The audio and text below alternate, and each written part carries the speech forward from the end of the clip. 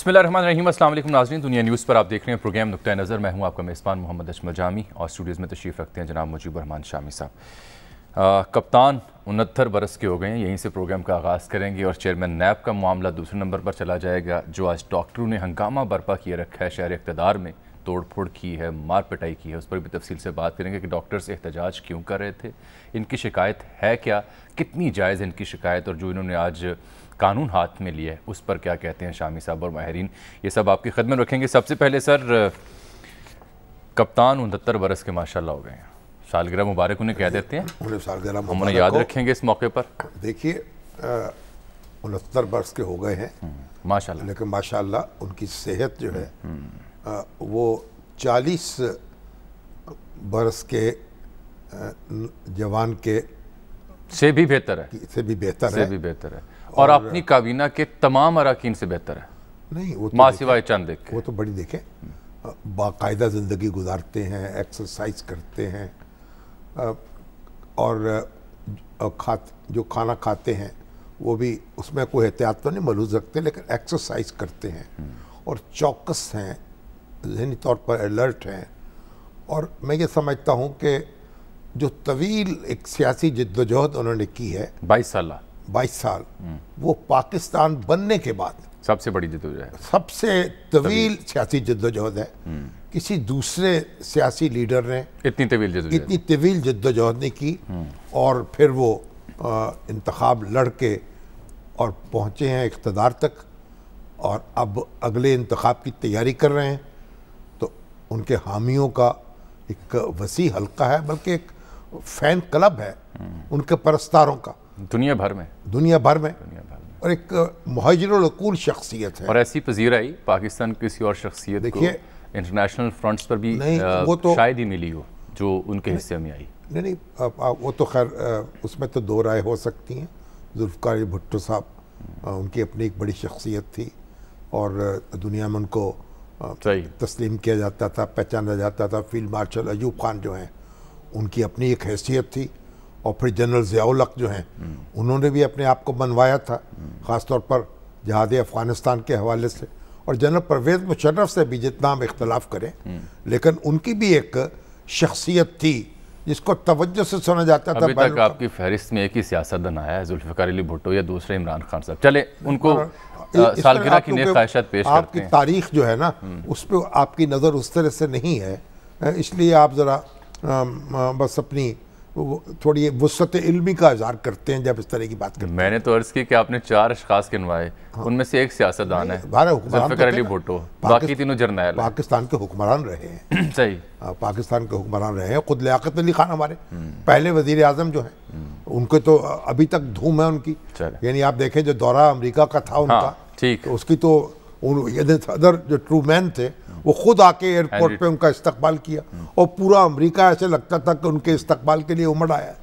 तो सालगिरह मुबारक, सालगिरह मुबारक इमरान खान। अच्छा सर, अब ये है सूरत हाल कि चेयरमैन नैब की मुद्दत मुलाजमत में तोसी ऑर्डिनेंस आना है नहीं आना। खबर आ गई है कि बिल्कुल जनाब ये ऑर्डिनेंस आ रहा है। बाबर अवान साहब भी कुछ देर पहले मीडिया को ब्रीफ कर रहे थे और साथ साथ फ़रूक नसीम साहब ने भी इस पर इज़हार ख्याल किया, कुछ लोगों से मिलकर अटॉर्नी जनरल ने भी बात की है। लेकिन आज इस मामले पर फवाद चौधरी साहब जब कुछ देर पहले मुखातिब हुए तो सुनिए वो क्या कह रहे थे और बाद में खबर निकली क्या। अपोजिशन को अपना लीडर ऑफ अपोजिशन तब्दील करना चाहिए ताकि हम नैब के चेयरमैन के ऊपर कंसल्टेशन कर सकें, लेकिन चूंकि अपोजिशन ने अभी तक इस ज़मन में कोई कदम नहीं उठाया और वज़ीर आज़म साहब बड़ी वाज़ेह तौर पे ये बात कह चुके हैं, शहबाज शरीफ खुद जो है वो मुल्ज़म है नैब के, और ये शहबाज शरीफ से पूछ के अगला चेयरमैन लगाना ऐसा ही होगा कि हम चोर से पूछें कि आप बताइए आपका तफ्तीशी कौन होगा। लिहाजा इस पे हमारा बिल्कुल वाज़ेह एक मौक़िफ़ है, हम शहबाज शरीफ साहब से कंसल्टेशन नहीं करेंगे अगले चेयरमैन की तैनाती के लिए, नंबर 1। नंबर 2, कल इस ज़मन में ऑर्डिनेंस जो है वो आएगा जो इस लकूना को दूर करेगा कि अगर चेयरमैन, अगर लीडर ऑफ द हाउस या लीडर ऑफ द अपोजिशन में से कोई शख्स जो है वो मुलव्वस है नैब के केस में, तो फिर कंसल्टेशन का तरीका क्या होना चाहिए। तो कल हम इसको जो है वो इंशाल्लाह ताला ऑर्डिनेंस जो है वो लेके आएंगे, जिससे ये जो कंसल्टेशन के ऊपर एक लीगल लकूना पैदा हुआ है इससे लेकिन फिर अटॉर्नी जनरल और मुशीर पार्लिमानी अमूर और वज़ीर क़ानून इनसे मनसूब खबरें कुछ सामने ऐसी भी हैं जिसमें कहा गया कि चेयरमैन नैब की तकर्री के लिए वज़ीर आज़म और अपोजिशन लीडर की मुशावरत कानून का हिस्सा रहेगी। नए चेयरमैन की तकर्री जब तक अमल में नहीं आती तब तक पुराने चेयरमैन नैब काम जारी रखेंगे और इस दौरान फिर नैब के ऑर्डिनेंस में जो तरामीम दुरुस्त होनी चाहिए उस पर गौर होता रहेगा। वज़ीर-ए-आज़म इमरान खान की टीम की जानिब से अपोजिशन के साथ मिलकर जब तक वो फैसला नहीं होता तब तक फिर ये काम करेंगे। ये मुझे ये समझ आई है। जो फवाद चौधरी साहब कह रहे हैं ना, उसमें कुछ एक हद तक वजन भी है कि भाई अगर किसी शख्स के खिलाफ कोई रेफरेंस है, कोई इल्ज़ाम है, तो फिर उससे मुशावरत नहीं करनी चाहिए, यानी ये सवाल वो उठा रहे हैं। लेकिन अब क्योंकि वज़ीर आज़म जो हैं उनके खिलाफ, वो चेयरमैन है तहरीक इंसाफ के, उनके खिलाफ एक वो जो गैर कानूनी फंडिंग जो है उसका केस इलेक्शन कमीशन में ज़ेर समात है, मगर इसके बावजूद चीफ इलेक्शन कमीशन का तकर्रुर उन्होंने किया है, तो फिर तो उनको तकर्रुर भी नहीं करना चाहिए था, उस वक्त भी कानून में तरमीम होनी चाहिए थी। तो ये एक कानूनी जो रास्ता है वो तो लीडर ऑफ द अपोजिशन से आपको मुशावरत करनी पड़ेगी। इल्ज़ाम उनके ऊपर है, कोई उनके ऊपर इल्ज़ाम साबित नहीं हुआ, मुकदमा साबित नहीं हुआ, इसलिए आप कोई भी तावील कर लें, इस उलझन से निजात नहीं हो सकेगी। अब अगर इसका मतलब ये है कि आज जिस ऑर्डिनेंस की बात हो रही है वो तौसी दे दी गई है उनको, जावेद इकबाल साहब को, एक मतलब ये हो सकता है उसके अंदर कोई ऐसी क्लॉज हो, एक मतलब तो ये भी हो सकता है ना कि जब तक नए चेयरमैन का ये क्लॉज ऐसी कोई कर दी गई नहीं आता जैसे राय से तब तक ये काम जारी रखें। जैसे जो वफाकी मोतसिब हैं उनके बारे में जब उनके बारे में ये तरमीम की गई थी कि जब तक नए मोतसिब का तकर्रुर नहीं होगा पुराना मोहतसिब अपना ओहदे का चार्ज नहीं छोड़ेगा। चलें वो डॉक्टर बाबर अवान साहब तो अब ये हो सकता है कि ये उन्होंने ये एक तावील की हो, रास्ता निकाला हो कि नए चेयरमैन पर जब तक इत्तफाक नहीं होता उस वक्त तक या उनका तकर्रुर नहीं होता मौजूदा चेयरमैन अपना काम जारी रखेंगे। मुशीर पार्लिमानी उमूर जनाब डॉक्टर बाबर अवान साहब इस वक्त टेलीफोन लाइन पर हमें दस्तयाब हैं। डॉक्टर साहब बहुत शुक्रिया प्रोग्राम नुक्ता नज़र के लिए आपने वक्त निकाला। सर फिर क्या तय पाया है, समझाइएगा नाज़रीन को, हमें भी क्या सिलसिला होगा। थैंक यू जामी साहब या फिर साहब और जामी साहब, शुक्रिया, बहुत मेहरबानी सर।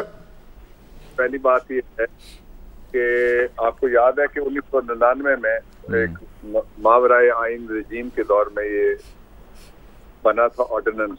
ये ऑर्डिनेंस अपनी जिंदगी में इसने को 5 एक प्राइम मिनिस्टर देखे हैं लेकिन किसी ने इसको हाथ नहीं लगाया और इसको रिफॉर्म करने की कोशिश नहीं की। इसलिए मेरा ख्याल ये है कि पूरी पार्लियामेंट को और पूरी कौम को और पूरे मीडिया को भी ये ऑर्डिनेंस जब सामने आएगा तो आप देखेंगे कि कितनी अच्छी रिफॉर्म हुई है, इसकी हिमायत करनी चाहिए। आपने क्या तरामीम की है इसमें, तजावीज आपकी तजवीज़ें क्या है? मैं वो बताता हूँ जी। इसलिए 2 कवानीन पाकिस्तान में ऐसे हैं जिन्होंने पार्लियामेंट का कभी मुंह नहीं देखा। पहली दफा इसको पार्लियामेंट की ओवरसाइट में ले जाया जा रहा है ऑर्डिनेंस की शक्ल में। पहले एक हम ऑर्डिनेंस लेके गए थे जो ऑपोजिशन के उस वक्त एक्सपीरियंस सेनेट में हम पास नहीं कर सकते थे, वो कमेटी के पास 90 दिन तक पड़ा मर गया था। ठीक। अब दूसरा कानून है वो तौहीन अदालत का, उसको भी कभी पार्लियामेंट का मुंह 2003 के लोगों के खिलाफ बड़ी कार्रवाई हुई लेकिन उसने भी कभी मुंह नहीं दिया। मेरी ख्वाहिश ये होगी कि वो भी कभी पार्लियामेंट में जाए और उसको उसके अंदर भी रिफॉर्म की जाए मुनासिब। ठीक। और लॉ की जरूरत है। आज जो ऑर्डिनेंस कमेटी ने मंजूर किया, फिर कल भी मीटिंग थी, फिर प्राइम मिनिस्टर साहब के साथ मीटिंग हुई, उन्होंने उसको अप्रूव किया। 5 बड़ी उसमें रिफॉर्म आपको मैं बताता हूँ। पहली रिफॉर्म ये है कि जजेस की तादाद बढ़ाने के लिए सुप्रीम कोर्ट ने भी कहा, लेकिन सेशन जजेस चूंकि बहुत कम होते हैं, सेशन डिवीजन में 20 एडिशनल सेशन जज हो सकते हैं, 25 हो सकते हैं, लेकिन सेशन जज साहब 1 होते हैं। तो अब हमने सेशन जज के साथ साथ पावर दोनों की एक एडिशनल सेशन जज भी सेशन जज की पावर इस्तेमाल करते हैं। ठीक। और उसके साथ ही जो साबिक जजेस होंगे उनको भी अगर वो एज पे क्वालिफाई करेंगे तो उनको लगाया जा सकेगा नैब की अदालतों में। इस तरह से कौन नहीं बाबर साहब, ये कौन लगाएगा? यानी मुतलका हाई कोर्ट का चीफ जस्टिस लगाएगा या हुकूमत लगाएगी या चेयरमैन नैब लगाएगा? नहीं, वो जज तो नहीं लगा सकता, चेयरमैन नैब तो प्रोसिक्यूटर है, वो जज कैसे लगा सकता है? तो लिखा हुआ वो ये है कि वजारत कानून जो है वो मशवरा करेगी हर चीफ जस्टिस से जिस सूबे के अंदर लगाना है, और उसके हाई कोर्ट में चूंकि आइन के आर्टिकल 201 और 203 में लिखा हुआ है कि सुपरिंटेंडेंट और कंट्रोल हाई कोर्ट का होता है, इसलिए हाई कोर्ट की मुशावरत से चीफ जस्टिस लगाया जा सकेगा। एक बात ये।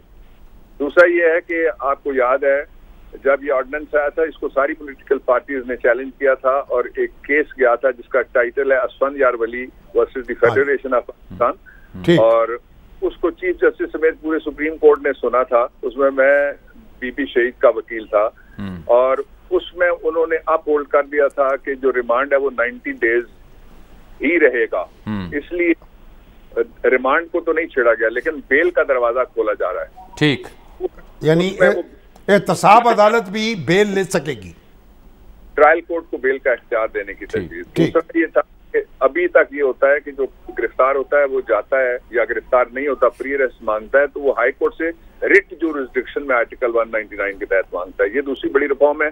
ठीक, बड़ी रिफॉर्म ये है कि मुख्तलिफ दफात ऐसी थी जिनकी वजह से लोगों को और बिजनेस करने वाले तबकात को हरासा किया जा सकता था, वो हरासा करने वाली जो है उनको हमने मेलो डाउन करके उनको तब्दील किया है, और जो प्रोसिक्यूशन है उसको एफिशिएंट भी और उसके साथ साथ ही फेयर बनाने के लिए भी बात हुई, इसलिए कि प्रोसिक्यूशन पे मुख्तलिफ अदालतों से भी सवालात उठाए गए थे। चौथा जो इसका बड़ा नुक्ता है वो ये है कि जो मिसकॉन्डक्ट करेगा उसको हटाने के लिए आर्टिकल 209 वाली कार्रवाई की जा सकेगी, ये चेयरमैन को, जी चेयरमैन को। और जो पांचवा नुक्ता है वो ये है कि सुप्रीम जुडिशियल काउंसिल, सर जी सुप्रीम जुडिशियल काउंसिल। पांचवा नुक्ता ये है कि हमने दे दी है ओवरसाइट, जो तकर्री के लिए अगर फैसला नहीं हो सकता लीडर ऑफ द हाउस और लीडर ऑफ द ऑपोजिशन के माबैन, तो फिर तकर्री के लिए एक पार्लियामेंट्री कमेटी बनेगी और वो पार्लियामेंट्री कमेटी फिर फैसला करेगी। इससे पहले वॉइड इस मामले में और इबाम था इस मामले में, कोई रास्ता नहीं रहता था, तो फिर लिटिगेशन होती थी और फिर लोग कोर्ट में चले जाते थे। उसका रास्ता हमने निकाला है कि कमेटी हो जिसकी ओवरसाइट में फिर ये फैसला किया जा सके। उसके साथ ही जो कभी ये होता है कि इदारा खाली हो जाता है और फिर बड़े अरसे लंबे अरसे तक, अभी पीछे कोई 8-10 महीने जो एक इदारा लेबर के केसेस सुनने वाला वो खाली रहा, तो उसका हल निकालने के लिए जो मुशावरत के दरमियानी अरसे में जो इनकम्बेंट होगा यानी बैठा हुआ जो चेयरमैन नैब होगा वो कंटिन्यू करेगा। जी वो कंटिन्यू करेगा। ठीक, तो डॉक्टर साहब ये फरमाइए कि जब तक ये मुशावरत होती है या लेट्स से अगर इत्तेफाक नहीं होता लीडर ऑफ अपोजिशन और प्राइम मिनिस्टर का तो पार्लियामानी कमेटी में मामला चला जाता है, इसका अरसे का तयन है या फिर जब तक इत्तेफाक ना हो ये चेयरमैन जारी रख सकते हैं चाहे 2 साल 3 साल? नहीं, वो तो मेरा नहीं ख्याल कि कोई 2-3 साल वाली सूरत हाल कभी पैदा हुई हो।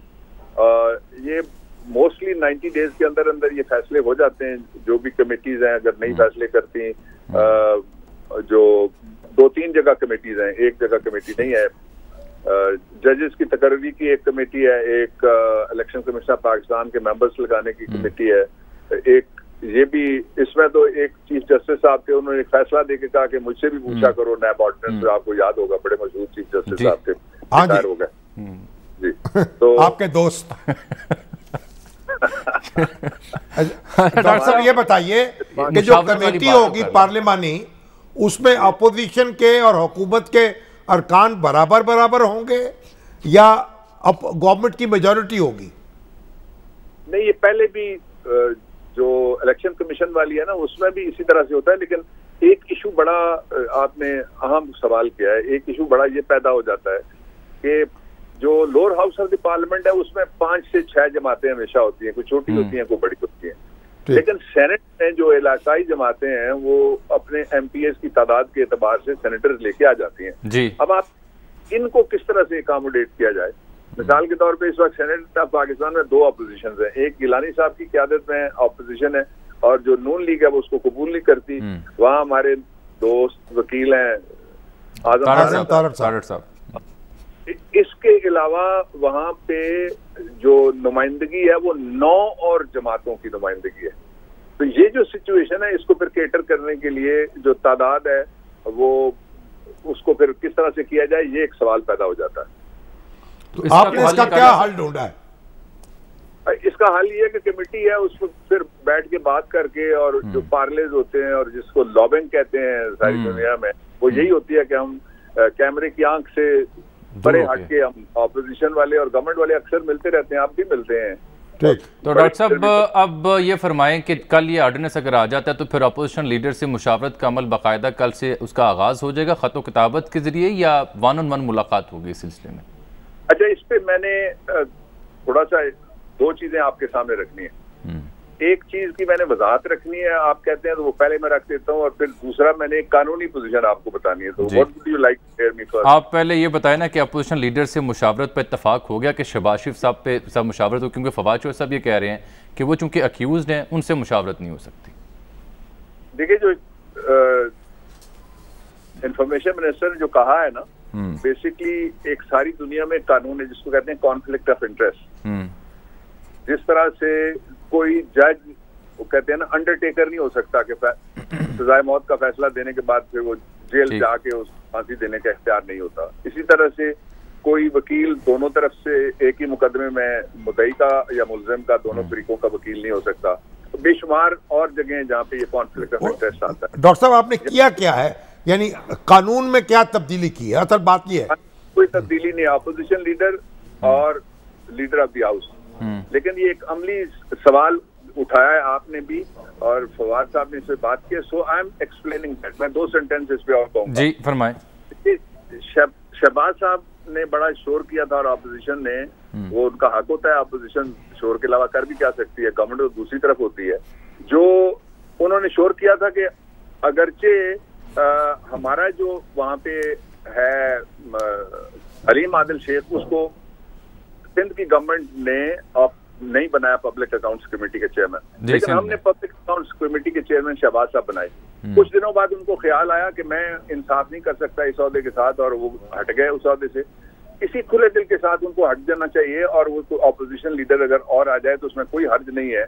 वो कौन सा काम आके ऑपोजिशन लीडर साहब मासवाए 3 मौके के आके तकरीर करते हैं या बैठते हैं, इसलिए उनको जिद नहीं करनी चाहिए। कॉन्फ्लिक्ट ऑफ इंटरेस्ट लिए नैब के चेयरमैन की तकर्री, या दूसरी सूरत ये है कि हमने उस सूरत हाल पे तो अब कानून साजी की तजवीज और तरह से दे दी है। ये नैब का चेयरमैन भी उनका ही लगाया हुआ था। तो इस पे उनको खुद बड़े दिल का मुजाहरा करके अपोजिशन लीडरी, ख्वाजा आसिफ साहब बड़े अच्छे रोज ही आके बोलते हैं, अपोजिशन लीडर की कुर्सी के साथ बैठे होते हैं, तो उनको कोई रास्ता देना चाहिए इस सारी सूरत हाल में से। यानी आपको ख्वाजा आसिफ कबूल होंगे? वो भी तो नैब के मुल्जिम हैं। फिर कोई नैब पे जो मुल्जिम नहीं है वो कोई ढूंढ ले। तो डॉक्टर साहब, अगर पूरी नून लीग में ऐसा कोई बंदा ना मिला तो फिर नई समस्या हो जाएगी ना। बहरहाल इसका मतलब यह है कि मुशावरत तो होने जा रही है अब, जैसे भी हो। ये कानूनी पोजीशन मैंने बता दी। अच्छा, दूसरा मैं क्लैरिटी वजाहत अब मैं करना चाहता हूँ, वो ये है कि इमरान खान के खिलाफ इलेक्शन कमीशन ऑफ पाकिस्तान में कोई मुकदमा नहीं है। Pakistan Tehreek Insaf through the secretary general एक मुकदमा है जिसमें गैर कानूनी फंडिंग नहीं, फॉरेन फंडिंग उसको कहा गया। जो फॉरेन फंडिंग है उसके बारे में 2002 का PPO है, पॉलिटिकल पार्टीज ऑर्डर 2002, जिसमें लिखा हुआ है अगर कोई ममनुआ सोर्स से पार्टी फंडिंग लेती है तो पार्टी की फंडिंग उस हद तक जिस हद तक ममनुआ है, सारी फंडिंग नहीं, वो जब्त हो जाएगी। एक अगर किसी आपके पास साथ भी हैं दूसरे वकील हैं, आप पूछ लीजिए, वो मुझे मेरी बात की तस्दीक करेंगे। नंबर 1, उनके खिलाफ कोई ऐसा केस किसी जगह पेंडिंग नहीं है। नंबर 2 ये है कि इलेक्शन कमीशन ऑफ पाकिस्तान में सबसे ज्यादा जो लंबी स्क्रूटनी हुई है वो पाकिस्तान तहरीक इंसाफ की हुई है। हम तो पहले मुतालबा करते आए हैं और मैं उस केस में पेश भी हुआ हूँ तहरीक इंसाफ के वकील की हैसियत से, जब मैं तहरीक इंसाफ में नहीं था उस वक्त भी, तो मैं आज फिर मुतालबा करता हूँ कि उसका डिसीजन ठीक है। डॉक्टर साहब ब्रेक भी हमारे पास आ गई और आपसे एक तफसीली नशिस्त भी होगी। जी बात पूरी कर लें, बात पूरी कर लें। और पॉलिटिकल पार्टीज के केसेस हैं जिनसे फंडिंग पूछी गई, हमने तो बताई कि ये फंडिंग है, हमने ट्रेल दिया, हमने रसीदें दी और 2000 लोगों की हमने एक लिस्ट मेंबर्स की भी दी, लेकिन जिन पार्टियों ने कुछ भी नहीं दिया उनके खिलाफ कुछ नहीं हो रहा। ये अजीब सा, इस पे कोई आप तबसरा करना चाहें तो कर लीजिए। बिल्कुल करते हैं, ये तबसरा मैं छोड़ देता हूँ। सर शामी साहब के लिए आपके वक्त का बहुत शुक्रिया, आपने नैब ऑर्डिनेंस के हवाले से तफसीलात से हमारे नाज़रीन को आगाह तबसरा करेंगे इस पर। एक बात तय होगी ना जी कि जब तक मुशावरा इत्तफाक नहीं होता अगले चेयरमैन नैब के ऊपर, वही रास्ता निकाला ना, वही जारी रखेंगे जो पहले से हैं, यानी हलाले का रास्ता निकाला है। ऐसे ही कह लें। एक नाज़रीन यहाँ ब्रेक और उसके बाद देखते हैं कि ये डॉक्टरों को क्या सूझी है, पुलिस अफसरान पर क्यों पिल पड़े हैं और इनकी शिकायत कितनी जायज़ है। एक ब्रेक के बाद वेलकम बैक नाज़रीन। यंग डॉक्टर्स और पुलिस शहर इक़्तिदार में आमने सामने। यंग डॉक्टर्स एहतजाज कर रहे थे, फिर पिल पड़े, कानून को हाथ में लिया, पुलिस अफसरान को तशद्दुद का निशाना भी बनाया। मसला क्या है? ये कहते हैं जी नेशनल लाइसेंसिंग इम्तिहान किसी सूरत कबूल नहीं और ये इजाफी बोझ है हमारे ऊपर। MD कैट टेस्ट PMC की बजाय UHS ले, PMC के नायब सदर अली रज़ा को ओहदे से हटाया जाए। इनकी बज़ाहिर फरमाइशें और तकाज़े हैं। हालांकि इससे पहले जो PMC के पाकिस्तान जो मेडिकल कमीशन है जी, उसके नायब सदर अली रज़ा साहब को हटाया जाए, ये भी डिमांड, ये भी डिमांड में शामिल है। नहीं तो डिमांड करने का तो हक है ना हर शख्स को। मैंने कब का नहीं होना चाहिए, मैं तो आपको खबर दे रहा हूँ कि ये वो चाह रहे हैं इस तरह कानूनी ज़राए इख्तियार करने चाहिए। हाँ, मुजाहरा करने का भी हक हासिल है लेकिन मारपीट का हक हासिल नहीं है। बिल्कुल ठीक। मगर पुलिस की पिटाई कर दी है डॉक्टरों ने नहीं, पहले पुलिस ने कुछ किया होगा। कमरुल मुनव्वर साहब नुमाइंदा खुसूसी इस्लामाबाद से मौजूद हैं और डॉक्टर अरशद तकी साहब चेयरमैन पाकिस्तान मेडिकल कमीशन वो भी मौजूद है, दोनों से बात करते हैं। कमर साहब, शामी साहब ये कह रहे हैं कि पुलिस ने पहल की होगी या डॉक्टर्स ने पहल की, क्या हुआ? हमेशा होता तो यही है कि पुलिस पहल करते, लेकिन आज हमने देखा कि वहाँ पे डॉक्टर्स की जानिब से पहल की गई और डॉक्टर्स इस टाइम वहाँ पर मौजूद थे। पहले ये बड़ा पुराना एहतजाज था लेकिन उसके बाद एकदम से जो कुछ डॉक्टर्स आए और उन्होंने गेट फलांगने की कोशिश की, तो SP सदर जो हैं वहाँ पर नौशरवान मौजूद थे, उन्होंने रोकने की कोशिश की और सारी फोर्स को, क्योंकि वो अगर SP वहाँ पे ना होते तो वो बाकी पुलिस एहलकार भी भाग जाते। जब बाकी एहलकारों ने देखा कि डॉक्टर्स मिलकर एक SP को मार रहे हैं नौशरवान को, तो उसके बाद जो है वो डॉक्टर्स की भी पिटाई और उसके बाद उनकी गिरफ्तारियां भी हुई, जिनमें 16 डॉक्टर्स जो हैं उनको अभी भी गिरफ्तार करके थाना रमना में रखा हुआ है, लेकिन अभी तक इन पर कोई FIR दर्ज नहीं की गई। नहीं तो वो ये झड़प हो गई ना पुलिस में और डॉक्टरों में, आप यूं कहें ना। ये एहतजाज तो शामी साहब सुबह से जारी था लेकिन कोई झड़प का इम्कान नहीं था, लेकिन जिस टाइम क्योंकि दरवाजे PMC के दरवाजे जो थे उनको दोनों तरफ से बंद किया गया था कि डॉक्टर्स अंदर आकर एहतजाज ना करें, और इसी वजह से जो सामने गुजरने वाली दोनों शाहराहें आने जाने वाली इनको भी मुकम्मल तौर पर बंद किया गया था। जब डॉक्टर्स ने अंदर घुसने की कोशिश की और गेट फलांगा, जैसे कि फुटेज में देखा जा सकता है, उस वक्त पुलिस के दरमियान इनका झगड़ा शुरू हुआ था। तो कमर ये बताएं कि जब यही डॉक्टर्स UK, USA, कनाडा या किसी और मुल्क जाते हैं तो वहां भी एक इम्तिहान होता है, उस पर भी एहतजाज करते हैं, ये हंसी खुशी दे देते हैं? ये कमरुल मुनव्वर साहब से पूछ रहे हैं, ये बात की उन्होंने आज उनसे डॉक्टर से यही सवाल वो पूछ रहे थे डॉक्टरों से आज। कौन? कमर साहब पूछ रहे थे जी। अच्छा, फिर डॉक्टर्स क्या कहते हैं जिसके सवाल के जवाब में? उन डॉक्टर्स का ये कहना था कि क्योंकि वो वहाँ पर उसके बाद उन्हें कोई इंसेंटिव दिए जाते हैं, इस वजह से वो टेस्ट देते हैं। हम अगर NLE का टेस्ट देंगे तो हमें यहाँ तो परमानेंट रेजिडेंसी इनको कहा जाता है कि अगर UK में प्लॉट का टेस्ट जो दिए जो यहाँ पर NLE के नाम से है तो वो उसके बाद वहाँ की रेजिडेंसी उनको दे दी जाती है कि वो प्रैक्टिस कर सकते हैं एक डॉक्टर की हैसियत से। लेकिन यहाँ पर अगर हम NLE का टेस्ट देंगे तो इसका हमें कोई फ़ायदा नहीं है, हम सारी उम्र टेस्ट देते रहते हैं और आगे भी प्रमोशन के लिए हमें टेस्ट ही देना है तो हम ये टेस्ट नहीं देंगे। कमर आप हमारे साथ बताऊं कि बारहा हमारे साथ हैं शाम साहब। अर्ज़ ये है कि पाकिस्तान मेडिकल कमीशन ने अगस्त 2021 यानी इसी बरस इन्होंने इम्तिहान लिया था 1470 से ज़ायद जो डॉक्टर्स थे उनका। इसमें फ़ॉरेन ग्रेजुएट्स भी थे जो दीगर ममालिक से पढ़ के आए थे, पाकिस्तानी कॉलेज से पढ़ने वाले तालिब इल्म भी थे। फ़ॉरेन ग्रेजुएट्स की कामयाबी की शरह कम थी, 77% थी, जबकि पाकिस्तानी ग्रेजुएट्स की शरह ज़्यादा थी, 84% थी। पाकिस्तान मेडिकल कमीशन या दीगर माहिरीन का मानना है कि ये जो लोग किर्गिस्तान, चाइना या दीगर ममालिक से डिग्रीज़ करके आते हैं, उनको इवेलुएट करने के लिए जब ये टेस्ट लिया जाता है तो उससे चीज़ें वाज़ी हो जाती हैं, और जो मुकामी कॉलेजेस हैं उनके मयार तालीम को भी हम जज कर सकते हैं बेहतर तरीके से। एहतजाज दो मामले में हो रहा है। एक तो डॉक्टर ये कह रहे हैं कि हमने ये NLE नेशनल लाइसेंसिंग एग्जामिनेशन नहीं देना। ये जो एक अभी जो एहतजाज है ना, जिसको हम रिपोर्ट डॉक्टरों का है, ये अभी दूसरी तरफ तलबा का एहतजाज है, वो MD कैट कहते हैं उसको, जो वो दाखिले के लिए जो इम्तिहान होता है, जो आप मेडिकल कॉलेज में दाखिले के पहले जो इम्तिहान देते हैं, उसके बारे में भी शिकायत है। तो वो बच्चे शोर मचा रहे हैं कि वो इम्तिहान जो है वो एक मायार के मुताबिक नहीं है, और उसके हवाले से बहुत शिकायत। चलें, अरशद तकी साहब हमारे साथ मौजूद हैं, जो चेयरपर्सन है पाकिस्तान मेडिकल कमीशन से। डॉक्टर साहब बहुत शुक्रिया एक बार फिर आपके वक्त का। ये शामी साहब ने दो मामलात की जानिब तवज्जो मबजूल करवाई है, दोनों का हल क्या है, या नौबत ये एहतजाज और तोड़ फोड़ तक की आती रहेगी आए रोज़? जी बहुत शुक्रिया जी, आपने मुझे दोबारा ये मौका दिया कि मैं शामी साहब से बात सुन सकूं और उनसे बात कर सकूं। पहला आ जाएगा नेशनल लाइसेंसिंग एग्जाम पे, जिस पे पहले भी बात हो चुकी है। ये सब लोग मानते हैं, और इवन ये तलबा भी जो एहतजाज कर रहे हैं इन प्रिंसिपल मानते हैं कि जी नेशनल लाइसेंसिंग एग्जाम होना चाहिए, बस उनका है कि जी हमसे ना ले, हमारे बाद में आने वालों से ले। अच्छा। कानून कहता है कि जी आपने शुरू से ही अभी से लेना है, और वो अब कानून यानी इसी साल से नाफज हो गया है जी, क्योंकि और हाई कोर्ट ने उसकी तौसीक कर दी। और जो एहतजाज करने वाले हैं वो कह रहे हैं कि अगले साल से करें। नहीं, अगले साल से भी नहीं, 5 साल बाद करें। 5 साल बाद लोग कहते हैं 5 साल बाद करें, कुछ लोग कहते हैं 2 साल बाद करें, कुछ लोग कहते हैं 3 साल बाद करें, बट हमसे ना करें। मगर डॉक्टर साहब ये बताएं मुझे जी, आपने ये कानून तो नहीं बनाया? जी कानून तो हुकूमत ने बनाया है, और अदालत ने उसकी तौसीक का फैसला दिया कि ये 2020 सितंबर के बाद पास होने वाले के लिए लाजिम है। तो जो एहतजाज करने वाले हैं वो वहां जाके सेक्रेटेरिएट पे एहतजाज क्यों नहीं करते, आपके पास आके एहतजाज क्यों कर रहे हैं? जी हमारा भी यही सवाल है कि पाकिस्तान मेडिकल कमीशन तो एक इदारा है जिसने जो कवानीन के तहत जो कवानीन बनाए गए हैं उनके तहत जो उसको पाबंदी करनी है, हम तो ये कर रहे हैं। सो पाकिस्तान मेडिकल कमीशन को क्यों? और दूसरा ये है कि हम एज रेगुलेटर, हम जब किसी डॉक्टर को लाइसेंस जारी करते हैं तो हमने अवाम के सामने, पब्लिक के सामने एक जवाब देना होता है कि ये एक सेफ प्रैक्टिशनर है। सो कानून कहता है कि जी आप सेफ प्रैक्टिशनर बनाने के लिए ये लाइसेंस का लेना बहुत जरूरी है। सो हम तो उसका जो हमारा काम है वो हम कर रहे हैं।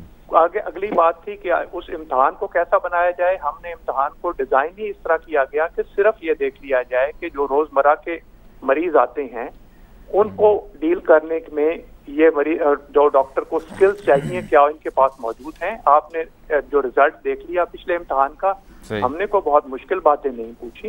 हमने तो यही देखा है कि हम इसकी बुनियाद पर लोगों को ये तसल्ली दे सकते हैं कि जी ये सेफ प्रैक्टिशनर है, इंडिपेंडेंटली आपको देख सकते हैं। लेकिन शामी साहब सवाल तो ये होता है कि हम इस बात में तो पढ़ते हैं, हम वायलेंस की तरफ नहीं देखते कि जो वायलेंस क्रिएट की गई और जिस तरह एक इदारे के ऊपर जबरन उनसे एक बात मनवाने की कोशिश की जा रही है, क्या वो उसके ऊपर कोई कमेंट नहीं कोई पब्लिक कर रही? बिल्कुल नहीं, उसके ऊपर कमेंट तो हमने इस गुफ्तगू के आगाज में कर दिया था ना कि कानून हाथ में नहीं लेना चाहिए।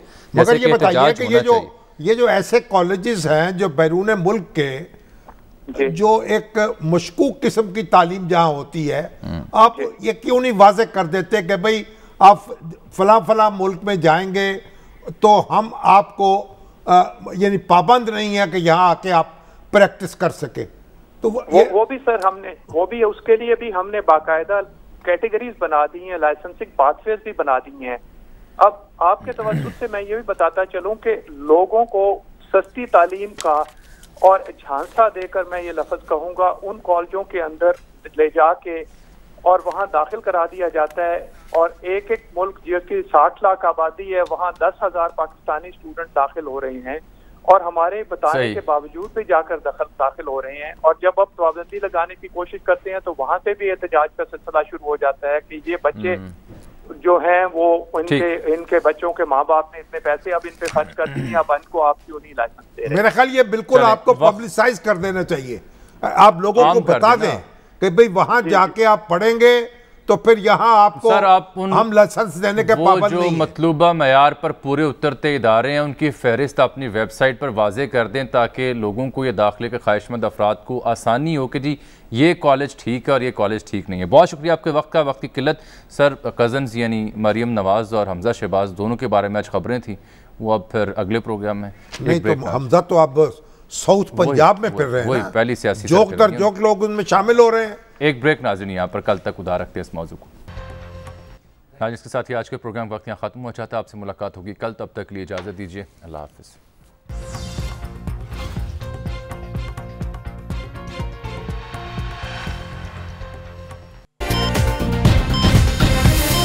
दुनिया खबर की दुनिया।